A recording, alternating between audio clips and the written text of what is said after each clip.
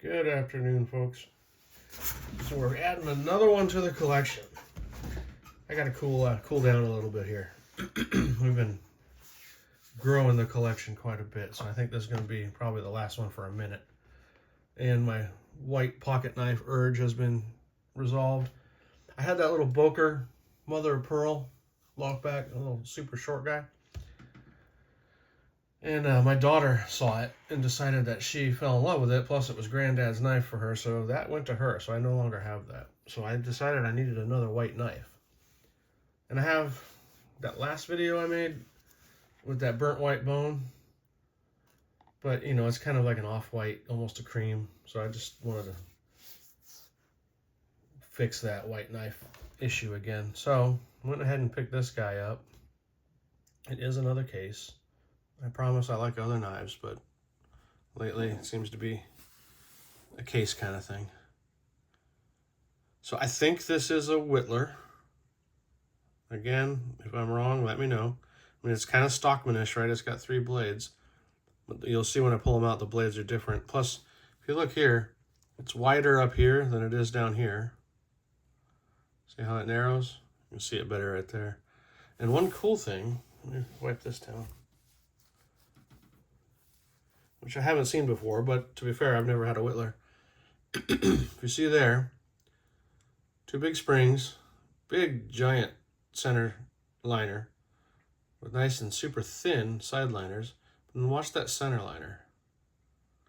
Whoop, it narrows down. It's like a distal taper. And it actually disappears right there. Look at that. So that last, I don't know, 20% of the knife doesn't have a center liner. It's just spring on spring. So that's kind of cool. Maybe that's just the way Whittlers are. If it is, I dig it. Fit and finish is good with one exception. You see this cover right here, right? You can kind of see it. It's coming up, bending out a little bit, so there's a little gap. There, you can see it pretty good there. But, I mean, hell, everything else is pretty damn nice. Little tiny gap right there. And there's a crack. I'm assuming this is Delrin, white Delrin, but it's stable. I love this case logo. I believe this knife dates to 1976, and I'll show you why. I'm pretty sure of that. And so that last one, Eisenhower, was a limited edition. Apparently, this is a limited edition as well. However, I am not looking to add limited editions. It just so happened that the last 2 knives that I found that I liked were limited editions. I'm not adding any extra value or importance to them because of it, though. So this is the National Knife Collectors Association, 1976. So that's why I'm saying this is a 76. That's one reason. Case XX. Come on. Focus. There we go. USA.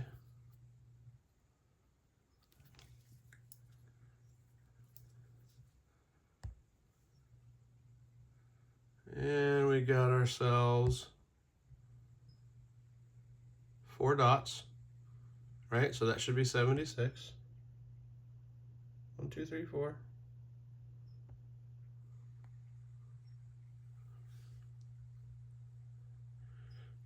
Nice polished blade.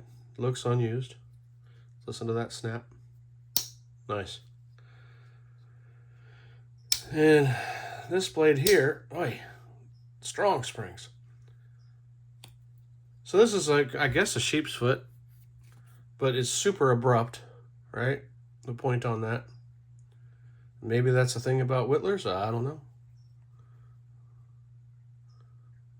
No stampings on the tang of this one. Again, it looks unused, high polished. I do dig that tip, though. Look at the profile there. Isn't that cool?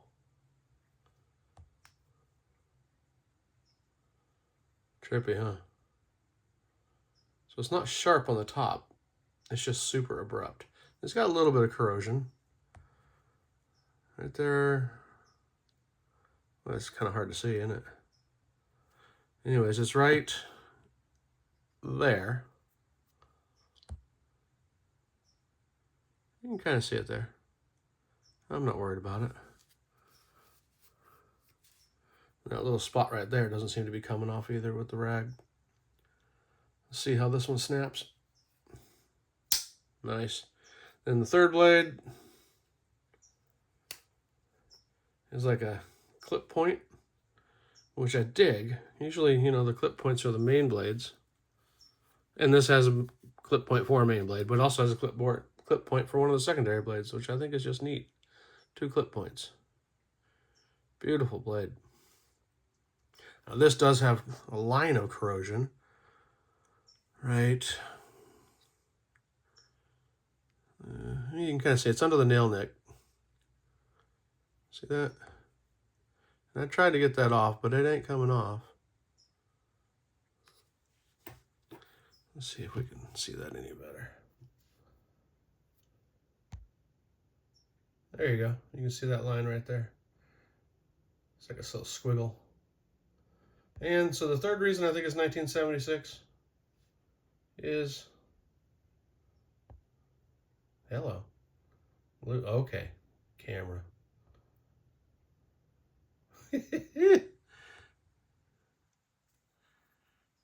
Is that?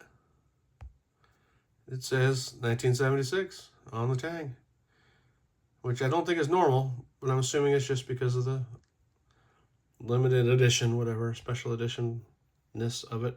I do really dig that shield. That might be my favorite shield. That's cool. Focus, please. Man, I ain't liking it. There we go. And then on the bolster, it says 0007.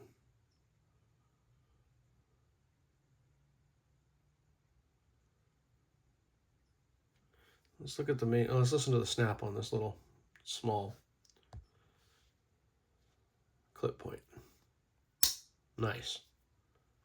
And then the big boy here. So it says, let's see if I can get this.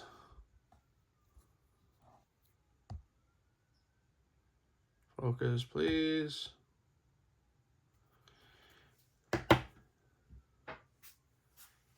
Let's see here. Man, I am struggling today with this camera.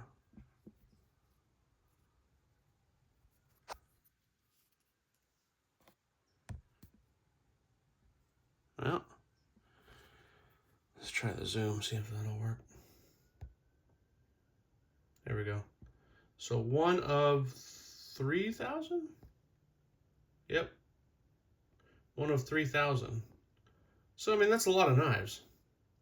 So I'm not going to say it's super limited, but the cool thing is, I mean, doesn't that mean it's knife number 7 out of 3,000? I mean, if it does, that means it's pretty darn early. And I think that's cool. Would be even cooler if it had 2 instead of 3 zeros, right? But it's got 3 zeros, so 0007. It's 007's less than lethal cousin, I guess. All right, so that's it. One more knife to the collection. Finally got myself a nice pocket-worthy, old, just like me, white knife. This knife is 1 year younger than me. There we go. And I have to say it's in better shape. There we go. All right, folks. You all have a good day. Take it easy.